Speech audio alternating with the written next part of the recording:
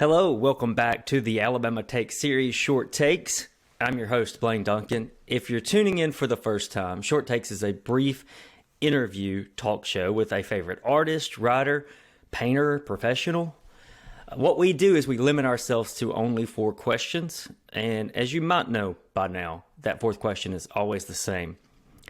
Joining me today, I am very honored. It's Pulitzer Prize winning author, AL.com columnist and journalist, Mr. John Archibald. Hey, John. Hey, how are you today? Appreciate you having me. I'm doing very well. So how's it going up in Boston today? Oh, it's nice. It's actually creeping up into the 50s today, which is like, 90 at home. So, I imagine that the snow is, you might be getting tired of that if you've seen a lot of it. Yeah, it's gone now, finally. But, one of the things I wanted to do was experience a real winter in my life, and I finally got that. So that is a goal for me at some point. Maybe I can experience one. I don't know if I can handle it for as long as you have, but that would be nice. In case anyone's wondering, beyond AL.com, John has recently released a memoir titled Shaking the Gates of Hell, A Search for Family and Truth in the Wake of the Civil Rights Revolution. It's about growing up in Alabama in the 60s, 70s, and 80s. Your book is largely about reckoning with the danger of silence, I would say, particularly the evils of racism or bias. It had to have taken a lot of self-awareness and reflection to produce, I'd bet. Well, I hope so. I mean, it was very difficult for me to find the right words, to find the right tone in between. Part of it is holding my dad accountable, and my dad was a good man, so I wanted to show the full picture of him as well. So but it is about you got it pegged. It's about silence and the danger it causes. I'm glad you mentioned tone. That might have been the word I was searching for. I talked to you just a second before we went on air. The tone of it is pitch perfect. I feel like a lot of people my age and older from Alabama, from Georgia, from Tennessee, you name it, would have very similar experiences. And the tone is just moving when it needs to be. It's reflective when it needs to be. I really think it's a great work of nonfiction. Thank you. I have been really pleased with the fact that most people seem to get it. And you can imagine, you're writing a book that's largely about race as a white guy, and let's face it, I finished this book in 2019. So, and turned it in. So, having missed all of 2020, being a white guy writing a book about race, you can imagine that I spent a lot of sleepless nights worrying that I got it just right. And I don't know that I got it just right, but I feel good about it. And they're my words, and I think I did the best I could to pick the right ones. Yeah, definitely your words, definitely your life too. It's all in there. Before we get into our 4 questions, which are a little bit more open and philosophical, I still want to talk just a little about this work. What do you see now in our time period that you saw or thought about when you were a boy, growing up in those camps and with your dad in the ministry? All of that, shaped me into who I am. I think those kinds of things are really a lot of shared experiences for people in the South, and whether it's church or whether it's school or whether it's camps or outdoors and fishing and those sorts of things. But the thing that bothers me, if you ask me, and that may not be what you asked me, but I was born in '63, so which was such a significant year in the civil rights movement, outside Birmingham, Alabama, and for my whole life I've been unable, and even while studying that period, unable to really kind of put myself back in it and say, how, to look at pictures of the mobs and the white mobs and see the beatings and the burnings and the bombings and all that, and how does this happen?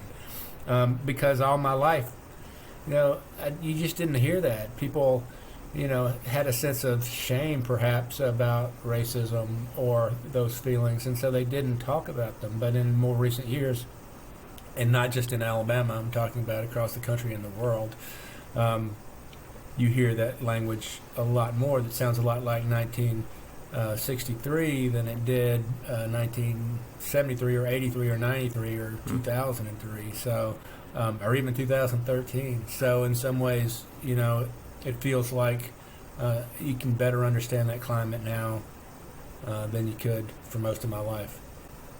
Yeah. Which means it's important. Very, yes. To not be silent about it. Yes, I agree. I won't give away anything because I think people will enjoy the book, but there are two instances in the book that are probably a little bit more personal that I found just moving. There's the scene with your father anticipating Christmas and doing the list, and there's a scene where you bring in what seems to be a dog that needs a home.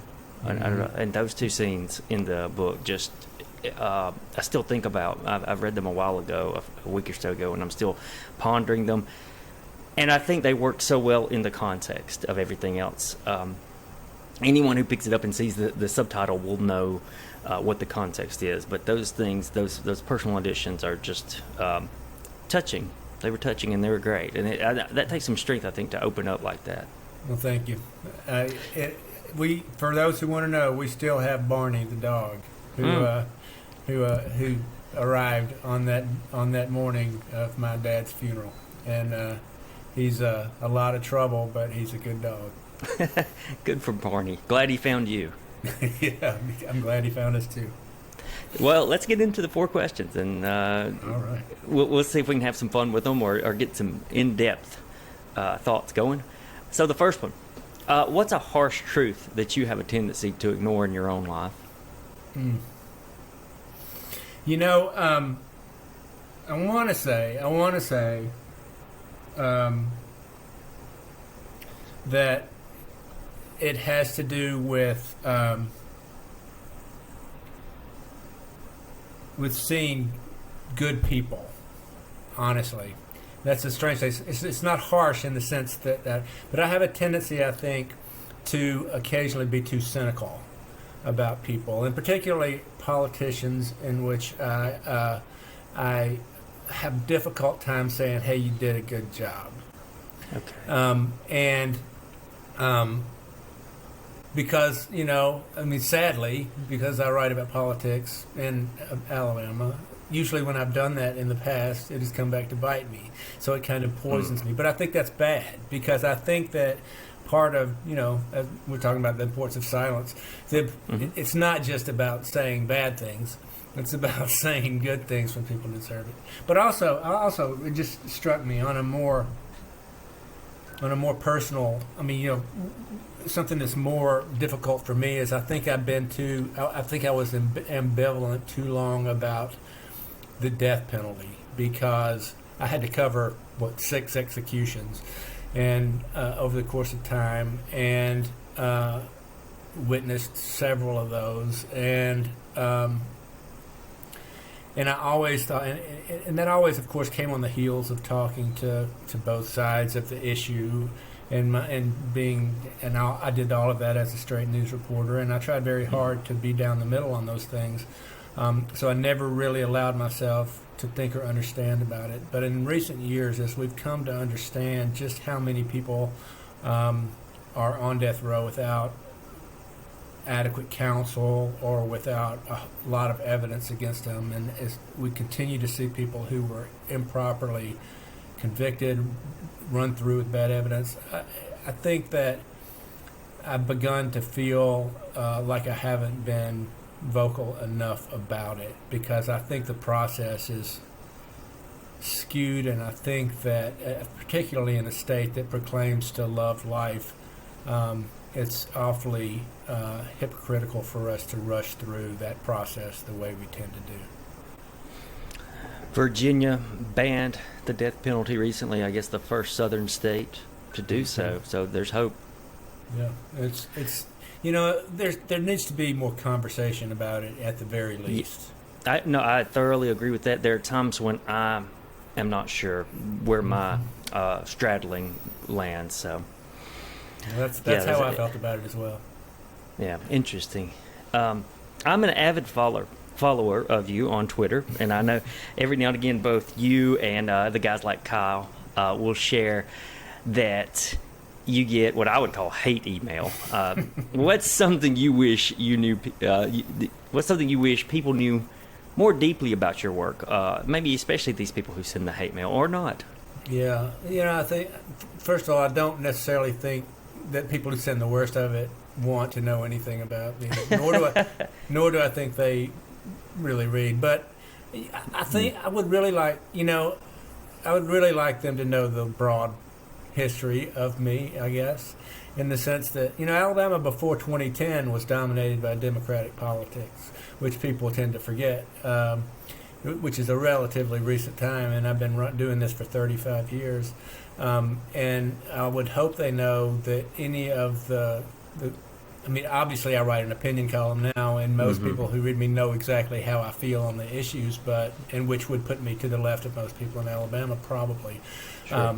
But it is not partisan in any way, and I would like for them to go back and remember or look to see how the Democratic politicians felt about me before 2010, which was pretty much exactly like the Republican politicians think of me right now, in the sense that there was a lot of calling out of corruption and mismanagement and those things, and it's not the red or the blue or the letter before the name that I care about.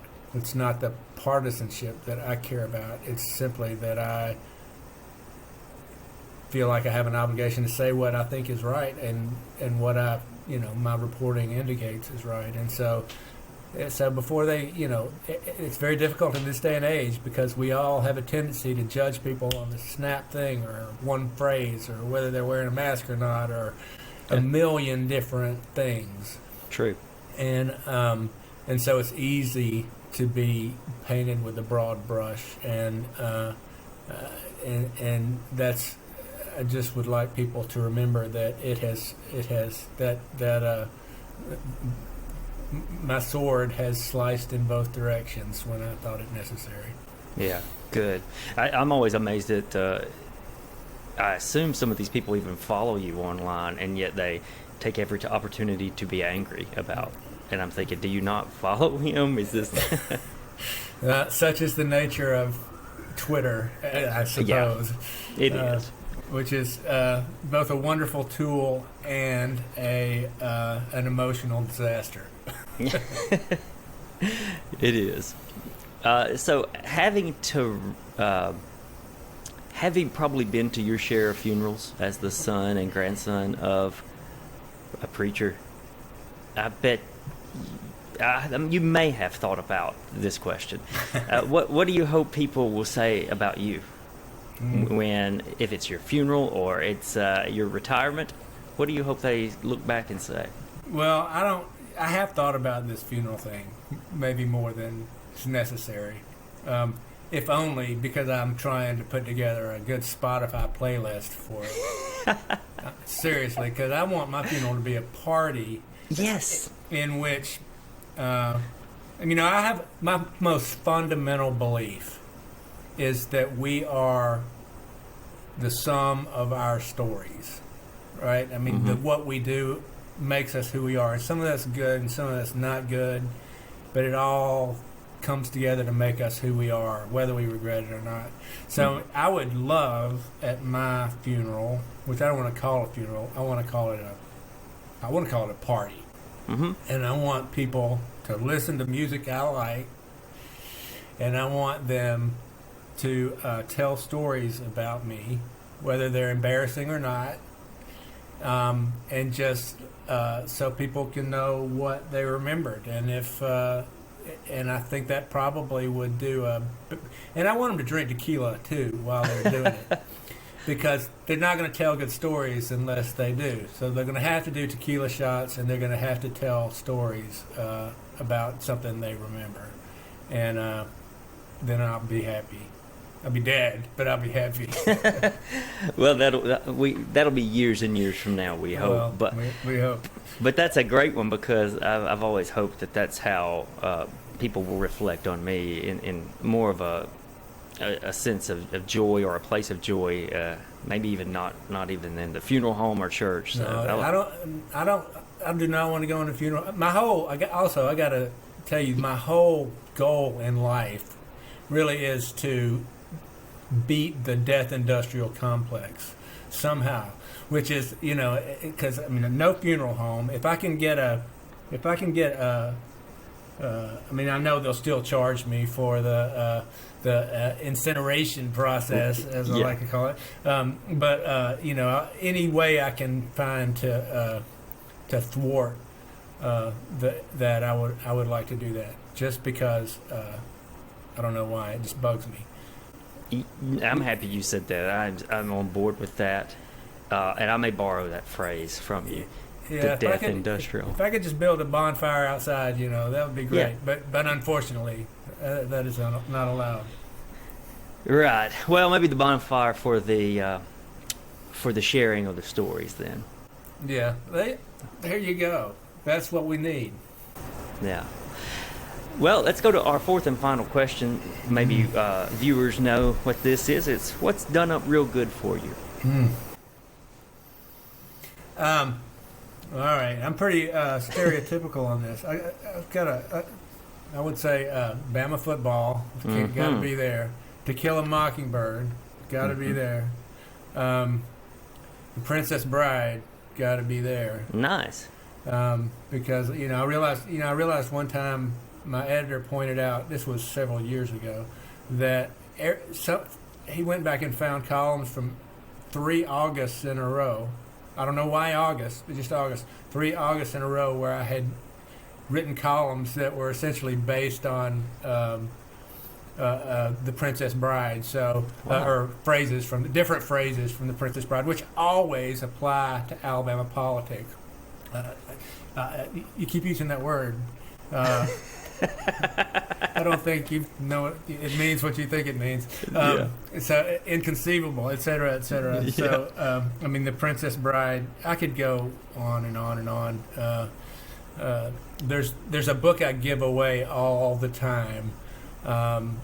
It's called Einstein's Dreams by Alan Lightman, who is a physicist and a writing instructor at MIT, which is a strange combination when you think about it. But it's a book about it just imagines what Einstein might dream about, and it's not a book. If you had told me that, I would never have read it. But it's just such a beautiful book, and it's so easy to read, and it's so poetic that it just drew me in and made me love it. And so, if I had to pick just one of those answers, and I could take Alabama football out and still just go every Saturday when the DNA kicked in. Sure. I'd go with Einstein's Dreams. Right. Okay. I've never heard of that book. Good recommendation. Yeah. You should read it. I'll send you one. Hey, I'll take it, and I'll read it too. All right. And I can quote those opening lines to Kill a Mockingbird, and that last line. I better not quote it. It'll bring me to tears. I love that book. Atticus was still there, and he'd be there all night. Right. That's right. It's beautiful, and it fits so well with your work, which hones in on your dad, who seemed like a beautiful person too. I think you've done him a great honor. Thank you for taking your time to talk to me. I know you have a busy schedule. Quickly, though, would you like to point somewhere where you'd like for our audience to find your book specifically? I love the local bookstores. So, Alabama Booksmith or Thank You Books or Little Professor in Birmingham are great, but you can get it anywhere. You can. You should be able to. Yes, you sure can. Folks, his writing is top-notch online at al.com. The Pulitzer suggests as much. Go seek out John Archibald, but maybe most importantly, find his book, Shaking the Gates of Hell, about his and his family's growth during the civil rights movement, the tumultuous time during Birmingham in the 60s, 70s, even into the 80s. The book is very layered. Be careful, it'll cause you your own self-reflection, so be aware of that, but hopefully in a good way. As for our viewers, we'll see you again soon. Thanks again to John. Take care.